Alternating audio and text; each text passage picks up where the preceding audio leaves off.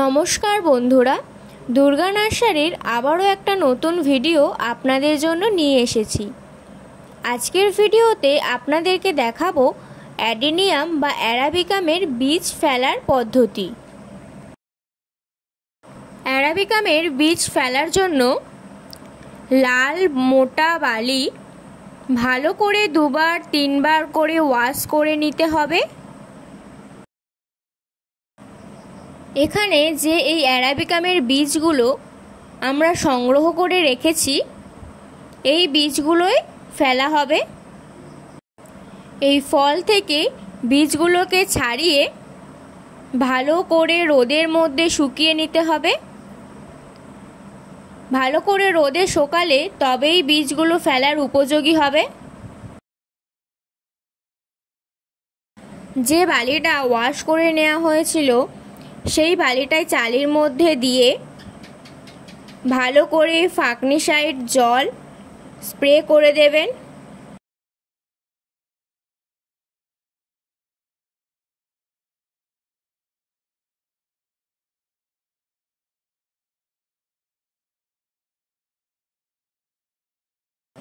এমনভাবে স্প্রে করতে হবে যাতে পুরো বালিটাতেই ফাঙ্গিসাইড জল লাগে।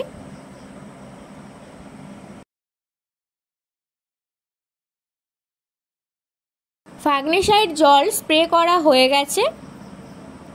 এবার উপর থেকে অল্প করে কিছুটা বালি তুলে নিতে হবে, যাতে নিচটা সমান থাকে সেই দিকটা একটু লক্ষ্য রাখতে হবে। বালিটা তুলে নেওয়ার পরে হাত দিয়ে একটু ভালো করে সমান করে দেবেন। সমান করে দিলে খুবই ভালো হয়, যাতে জল দেওয়ার পরে বীজগুলো পুরো একই সমান্তরালে জল পায়। এরপর আগে যে বীজগুলো রোদে শুকানো হয়েছিল দেখিয়েছিলাম, সেই বীজগুলোই চালের মধ্যে ফেলে দিতে হবে। ফেলে দেওয়ার পর আপনারা একটা একটা করে ভালো করে সাজিয়ে দেবেন। অ্যারাবিকামের বীজগুলো একটু ছাড় ছাড় করে সাজিয়ে দেবেন, কারণ বীজটা ফোটার পরে গাছটা একটু মোটা হবে, যাতে না অসুবিধা হয় তার জন্যই। দেখুন, এইভাবে সাজিয়ে নিতে হবে।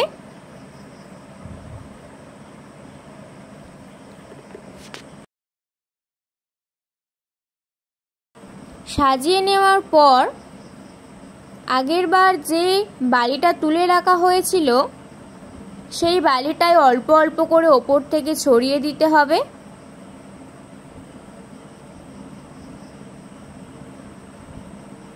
দেখুন, পুরো বালিটাই ওপর থেকে ছড়িয়ে দিয়েছি। এবার এই ওপরের বালিটা ভালো করে সমান করে দেবেন, যেন সব বীজগুলো চাপা পড়ে যায়।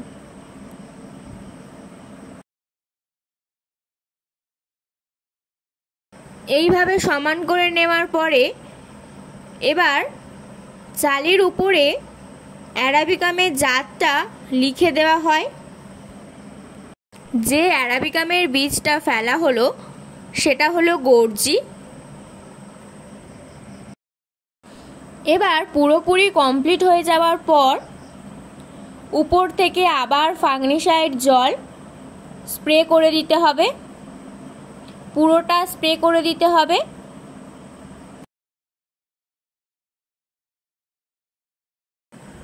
এবার চালিটা একটা উঁচু জায়গায় রেখে দিতে হবে, যাতে ব্যাঙ ইঁদুর উপরে না উঠতে পারে। এবার একটা ফাঁকা চালি নিয়ে উপর থেকে চাপা দিয়ে দিতে হবে। চাপা দেওয়ার ফলে গাছগুলো একটু হাইটে লম্বা হবে, যাতে টাওয়ার করতে, রুট টেট করতে সুবিধা হয়।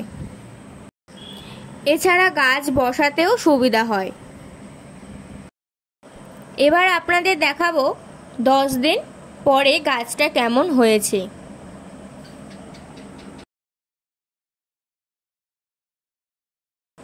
দেখুন, 10 দিন পরে গাছটা এইরকম সুন্দরভাবে বাড়িয়েছে।